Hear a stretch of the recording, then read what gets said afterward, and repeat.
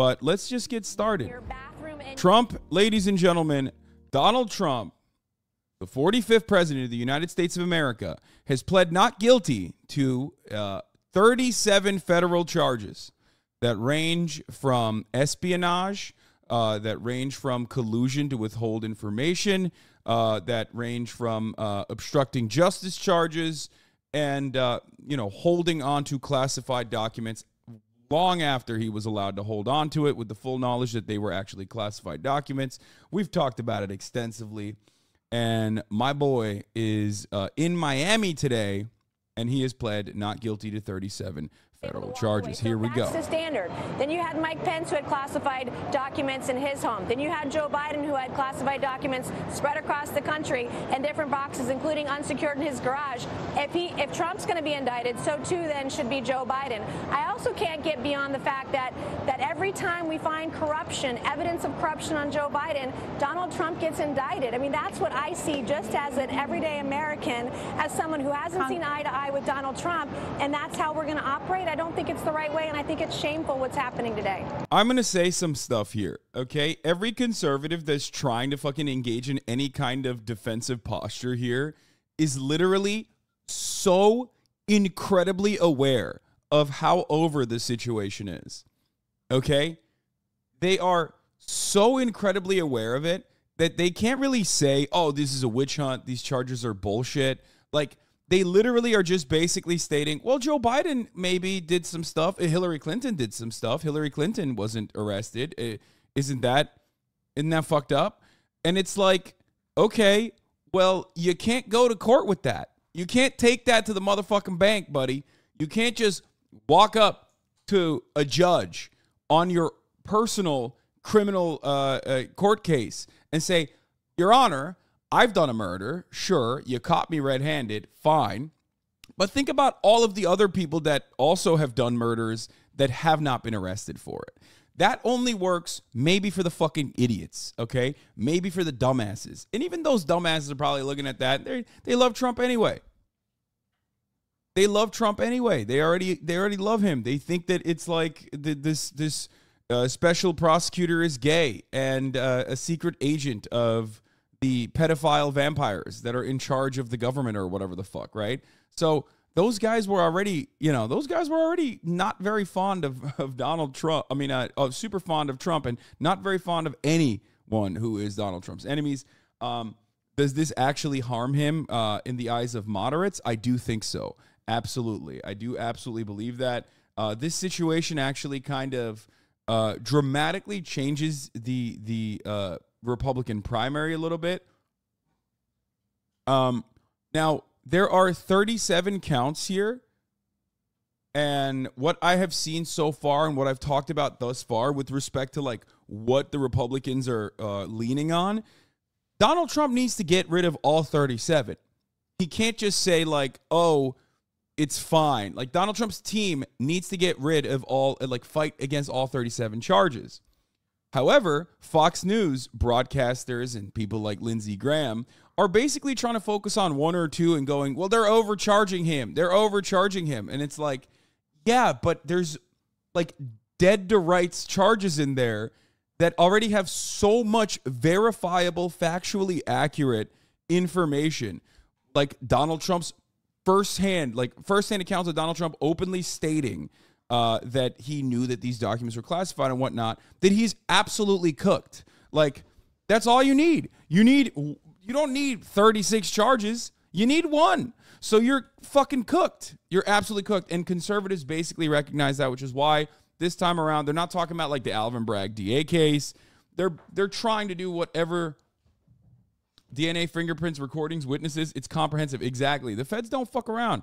I understand why they get like 96% conviction rates now. I mean, the federales, they don't fuck around, dog. I really thought that they fucked around, but turns out the only one who was fucking around and finding out was Donald Trump, okay? I mean, it's crazy. It is actually crazy. But also, Donald Trump, very criminal guy. He is the absolute worst at doing crimes, and he has done it so consistently. He is, as I said, the perfect person to be in the crosshairs of the federal agents. for a crime that normally would be like maybe like a rule-breaking situation, but he does it in such an awful, flagrant, abusive way that it all of a sudden turns into a federal crime. You know what I mean? It's perfect. But yeah, he is now under arrest and booked on federal charges. Former President Donald Trump, 46 minutes ago, according to CNN, is under arrest and booked on federal charges. And what an incredible way to go out. He was heading to the court and he was still posting up until he was arrested. He is a true poster, 100%. The greatest, the GOAT, the most goated poster president of all fucking time, okay? Straight up. Straight up. Feds usually also take years at some times to complete large investigations. This took like 6 months. This means Trump sucks at crime, just awful. Yes. But can you really blame him? This is the question I have on my mind right now, and I'm sure plenty of you are also thinking. And the answer is not really, because he kind of got away with it his entire life. He has never actually seen any criminal punishments for all of the crimes that he has engaged in, so much so that he's basically used to just saying, like, what are they going to do? Arrest me? Get the fuck out of here. I'm Donald Trump. I'm the motherfucking president, dog, which is fine. But unfortunately, he's no longer president. So when you're no longer president, well, then it doesn't matter. When you're no longer president, you're just the guy. You're just some guy. You know, Teflon Don, big chink in the armor, okay? Turns out 70 plus years of just like failing upwards and doing crimes in broad daylight, openly. Things that other people would have gotten absolutely destroyed over. He thought he could get away with, and he got comfy. He got comfy. He wasn't even trying to, like, he didn't have any of that paranoia that most, you know, rugged criminals have that render them, I mean, that incapacitates them, but also basically forces them to cover up their footsteps and their tracks regularly. Donald didn't do any of that. He was out in broad daylight doing that shit. You know, he was like, what's up? It's fine. I'm doing crimes here. I'm doing crimes. I'm fully aware that I am doing crimes right now. This is the crime I'm doing, the specific crime. Here's the rule in the rule book that says I'm not allowed to do it. Here is me doing it. Here, take a photo.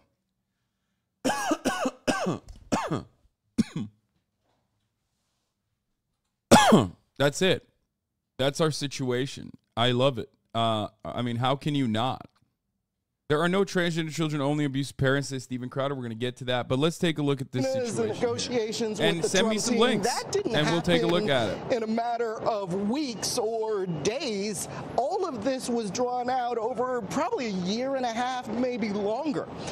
Because I've talked to sources within the FBI as well as within the Department of Justice who insist that they did not want to be here this day where a former president was indicted in a case like this. They tried to appeal to the former president to turn over Republican leadership was counting on full attendance today to force VP Harris to come break the tie on Jared Bernstein, but Senator Tuberville missed the cloture vote just now, so Republicans are furious. Tuberville's headed to Bedminster for Trump's event tonight. Has pleaded not guilty to 37 federal counts in 37 counts. He's not crying. He has a throat injury. Dude, also, another criminal justice system W. The Romanian prosecutors have changed human trafficking charge against Andrew Tate. They added a more serious condition, it seems. Like, this title makes it seem as though, like, I mean, I don't know. Maybe, I don't know if I'm, like, misreading it, but it does seem like they changed it and they added a separate victim on top of it. So now there's not 5, but 6 victims. And the legal framework has been revised and altered to ensure impartial investigation is upheld, they said in a statement. So we got that situation going on. We'll talk about that as well. There's a lot of RIP bozos in the chat. Kais, who's standing next to President Trump in the courtroom, first was brought in full disclosure, he was a partner of mine in my firm before he left to represent President Trump. By all reports, he counseled President Trump to cooperate with the DOJ to try and get these documents back.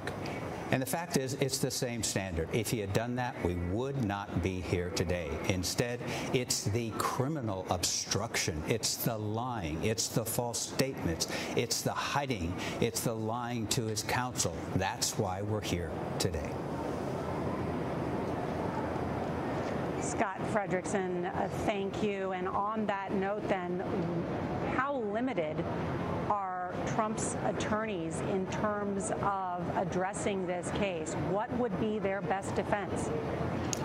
Well, the best defense here is now that you're indicted, you've got to go 1,000% with all the motions to try and knock out as much evidence as possible. Jack Smith has anticipated that. The beauty of this talking indictment is it anticipates these arguments that somehow he had them by mistake, or he didn't understand, or he could declassify. The indictment rebuts that on its face. They're going to challenge use of classified documents by the government. The government has to be careful about putting, classified documents out there, and there's a complicated procedure, the CIPA, which will govern that. So they'll go at that. So these Donald Trump has officially been released without conditions. Huge burden. I want to point to something here. Okay, here's one I guess hurdle in the way because it should be something that's of justice being served, and you really can't get away with political prosecution.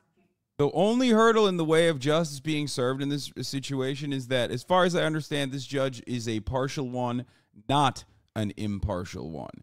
Keffel's Bo Black's drama, just fucking shoot me directly into the sun on a fucking rocket ship. If you think that I'm going to talk about some fucking YouTube essayist, probably, I don't even know who the fuck the other person is, you're out of your freaking mind, okay?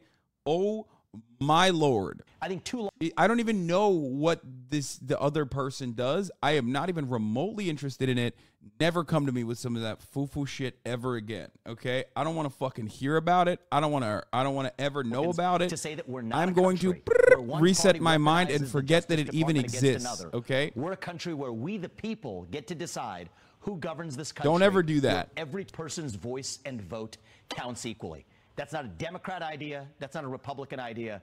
That's a 1776 ideal. And I think we're in a moment where people are hungry for reviving that. That's why I'm in this race. So, oh my God. By the way, there's some really, really funny. There's some really funny speculation swirling around about Vivek, who's basically like negative polling somehow. Nobody knows how it's possible, but he's the one guy who's gotten negative polling numbers. They're claiming that he's going to drop out of the race and like will endorse Trump or something, which I feel like will hurt his chances. So I don't know what he's doing. I don't even know why Fox News is trying to make it happen, but I guess like they just don't give a shit. As long as you have money, they're like, no, it's great. You have money. You're a brown guy that's saying like, the Democratic Party is racist and woke, and wokeness is a problem. Like, here, you can come and talk on Fox News. Like, we love you. The outsider. When you're talking about bringing transparency and accountability to the administrative state, now even the police aspects of the administrative state, I think that job does take an outsider. I think you get to be an outsider once, and I'm the outsider in this race. Before I let you go, what are the chances that Donald Trump is not the nominee in your mind right now? I'm in this race because I believe I'll be the nominee, to be really honest with you. But I want to build on the foundation that he laid. Okay, bro. I think he rolled a log over showing a lot of the administrative state's corruption. Problem is, if you roll that log over and see what crawls out, you better bring the pesticide. So I'm learning from 8 years of watching, the last 8 years, including his 4 years in office, to say we're going to build on that foundation. He identified the problem. But I'm here to lead the country forward to actually solve them and revive, really, America first to the next level. That's what I think it means to actually put America first. Let's rediscover what America is. That's what I'm in this race to do. Vivek Ramaswamy. Yeah, no, that's like, I don't know why they're doing that. I don't know why he's doing that. Like, little bro, that's not happening for you. You know what I mean? Give up on that. About the indictment, it did not change their opinion of former President Trump. Remember, Vivek is the guy, for those of you who don't know, who apparently stopped looking for the cure of cancer because the company that he was in charge of that was trying to find a cure for cancer went woke. So like his villain origin story in and of itself is already fucking hilarious. Okay, these are the types of people that, like, the more I hear about them, the more I love how goofy and how stupid they are. Big time fan of Vivek. Love what he's doing. Congratulations. You know, the Republicans needed another like Andrew Yang, Tulsi Gabbard style crank. Because they're not picking those up from the Democratic Party enough. You know what I mean? So now they want one of their own. Information and those new poll numbers. Thank you.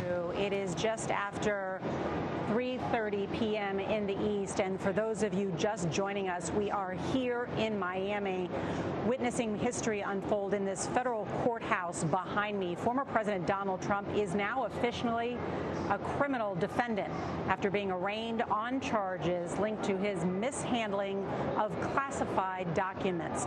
Trump, through his attorney, pleaded not guilty to the 37 federal counts against him. Yeah, we're going to do Twitter hog talks. We're going to do hog talk. Hold up. Don't worry. The United States, former or current, has Trump is faced federal charges. CBS's Scott McFarlane was inside the courtroom, and he joins us now with new details. Is crime still good? Crime has never been better. Nor the Crime is so good. Look, we love crime on this broadcast, okay? So maybe you're going to be confused when I say, I think they should free my man. He did a crime. But, however, as crime aficionados, there is one type of crime that we do not like. Because we love crime on this broadcast, because, you know, we're Californians, I've literally voted time and time again on the ballot, specifically to legalize crime in general. I also do like criminals who engage in the art of the crime. Donald Trump at this point is kind of fucking hand-waving it. He's basically doing the crime, but he's doing it in a way that's very sloppy, and I don't like that. As someone who appreciates crimes, I like when people put a little bit of effort into it. And for that reason, I do think Donald Trump should be punished, even though, you know, he should be freed, because across the board, I am pro-crime, and crime is good. Yeah, that's my take. Gavin Newsom destroyed Hannity last night. I know. We're going to watch that as well. Submitted to Trump's attorneys, and they will agree that those witnesses on that list will not communicate with the former president about the facts of the case. They will still be able to communicate as they would in normal daily life, but they won't be able to talk about the case.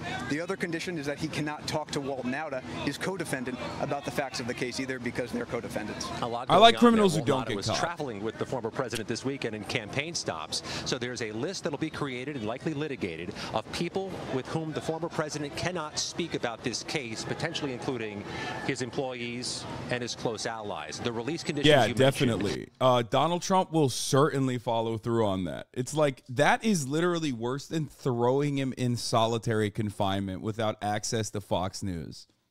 Okay? Donald Trump got into this mess to begin with because he can't shut the fuck up. He literally loves flexing. If you think he's not going to talk to people around him, if you don't think he's going to go back to Mar-a-Lago and tell every fucking jet ski dealership owner the exact details of the case, including some who he may have collaborated with, I don't know what to tell you. He is going back to tweeting. Okay? He's going back to tweeting. Who's He's sitting a at the true same defense socialist. table. At this moment, they appear to be halfway through.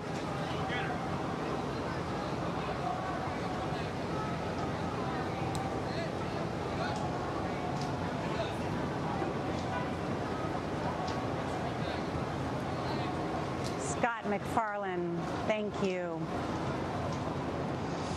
It's a moment to take a look at exactly where we are, John, now that the president has been arraigned, still inside this courthouse for more than an hour and a half. Donald Trump now faces a number. Florida Andes, is that Brickell? For the record, I have to admit I am partial. Miami is where I lived for the first time in America. That was the first place I ever lived.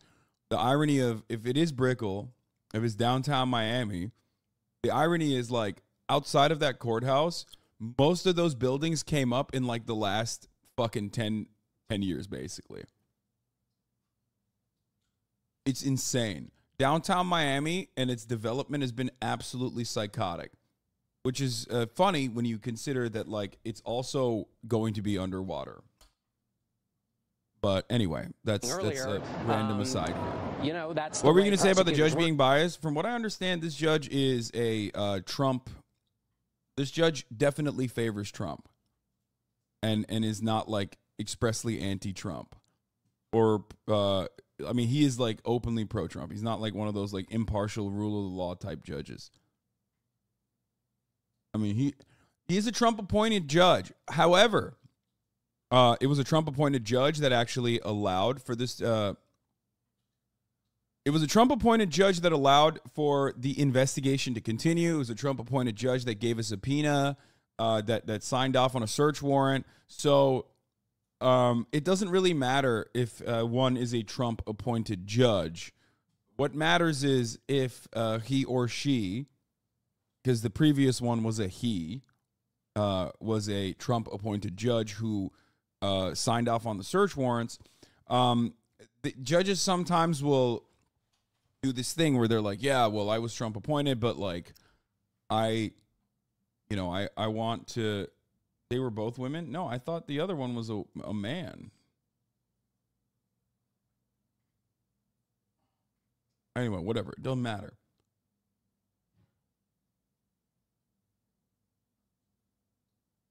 Anyway, listen. Doesn't matter what the gender is, okay? Trump-appointed judges sometimes will still do this thing where they're like, oh, well, I care about the rule of law. So that's what matters. That's what matters. Okay? My favorite podcast, Mueller, She Wrote, has some sweet copium on this. I don't know how real this is, but according to Joyce White Vance from MSNBC, the CIPA, the Classified Information Production Act that governs this case, includes an immediate right on expedited appeal. So if the DOJ doesn't like a decision by Aileen Cannon, they can go straight to the 11th Circuit. That gives DOJ not only the opportunity to appeal her substantive decisions, but it also gives DOJ an automatic trigger to ask the 11th Circuit to reassign the case to a different judge quickly. So, it ultimately, even if it is like, even if it's rigged in Trump's favor by this judge, they can just, move it around. But also remember, like, just go back to the fucking evidence. You know what I mean? And there's so much of it. Evidence that would say to them that a drug-addicted, sex-addled kid, the President Biden's son. They're not talking. I was like, let's look at the evidence. Fox News immediately not talking about the evidence. They're talking about Hunter Biden. Of a crime here, that it wouldn't be seen as we were just going after him because he's the president's son. Yeah, don't make him sound like the victim. Look at who the prosecutor there is, Martha. This is a point I was making to you earlier. Think about it. Who's the prosecutor in Delaware? It's a Trump-appointed prosecutor. Who was the prosecutor when we were looking into all of this stuff? Again, Bill Barr, the Trump administration. Look, if there's nothing there, then the case should be closed. I mean, what is to say? Yeah, it's still open. So that's the question. And I apparently, it's getting a bit rowdy outside the courthouse, but not all that crazy. Of an active president. Now you've got an. I'm not gonna lie. Post January 6th, this is the only time I thought, because given that it's in Miami, given that there was like, prior knowledge that this was going to happen, I thought this would be one final hurrah. I thought maybe post January 6th, I know a lot of people are still terrified of getting arrested for protesting and shit like that. I thought maybe there would be a bigger crowd. I'm not kidding. They fell off. The hogs have fucking fallen off, dude. Too short notice for this one to be any good. No, there's two reasons for this. Okay, there's two reasons for this. Remember, I told you guys this already. There is no fucking protest for an individual person in the Republican side that is not astroturfed. Turning Point USA would send buses full of people, then this is documented. Turning Point USA and every other Republican operative and Republican organization sent buses full of people to the Capitol. If you don't have the instruments of the Republican Party on your side, pushing for you, and pushing to create chaos, you are individually not going to be able to create enough anger. The only people that are going to show up are the most insane, the most mentally ill. Okay? You need all of the HVAC business owners from Arkansas to come, to show up, to get angry, to get fucking wild. Two things have basically changed after January 6th. One, the sense of entitlement that they felt that in the eyes of the law, they would never get punished for getting unruly and breaking the law. That went away. These guys, they do have something to lose. They have something to lose. They don't want to lose their fucking jobs. They don't want to lose their businesses, right? They don't want to go to jail. So they're not going to do that shit. Two, so they're fearful of the law and fearful of the punishments that might come their way because, oh my God, it turns out the criminal justice system doesn't only work in my favor. Secondly, there is no astroturfing on this. And without astroturfing, this is all you get.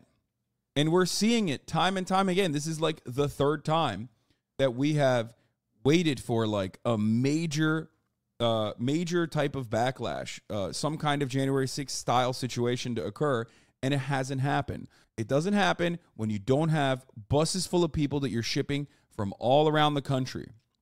When you don't have the American Enterprise Institute and the Heritage Foundation and the Turning Point USA and all of these other like Koch subsidized Republican organizations pushing for attendance. When you can't tap in to the Republican Party's infrastructure for this kind of protest, your protest turns into this. It's just 100 people. AstroTurfing, for those of you who don't know, is what Republicans claim the left does. Republicans, of course, are always projecting. They are pedophiles themselves, and then they turn around and say, if you're gay, you're a pedophile. If you're a supporter of LGBT, you're a groomer and a pedophile. When they say George Soros and astroturfing, that's yet another indication of projection. Now, does George Soros engage in astroturfing? Certainly. But the notion that, like, the Black Lives Matter movement across the board, or the notion that, like, the George Floyd protests were, like, astroturfed, i.e., for those of you who still don't understand it, paid for by event organizers who wanted to put bodies there, make it seem like there was much more broader support than there actually was. Well, you'd be wrong if you thought that about the George Floyd protests all around the country, and if not all around the world. The 2011 Tea Party is a great example, however, on the other hand, of an AstroTurf protest. Tea Party was directly created by the Koch brothers. All matter of Republican protests that you see, with the exception of some, not all, but some of the QAnon rallies, are usually astroturfed. That's why you only see 100 people max at the Trump arraignment. You don't see thousands of people. When it's actually genuine, when you have genuinely brought together 1,000+ people to fight for a cause, take it to the streets, that's known as a grassroots movement. Bernie Sanders' movement was a grassroots movement. Bernie Sanders' donations reflected that reality. That it was individuals that were actually paying into the campaign. It was actually individuals saying, like, no, I like this guy. AstroTurfing is when you do a fake grassroots movement, when you cultivate it by paying for it.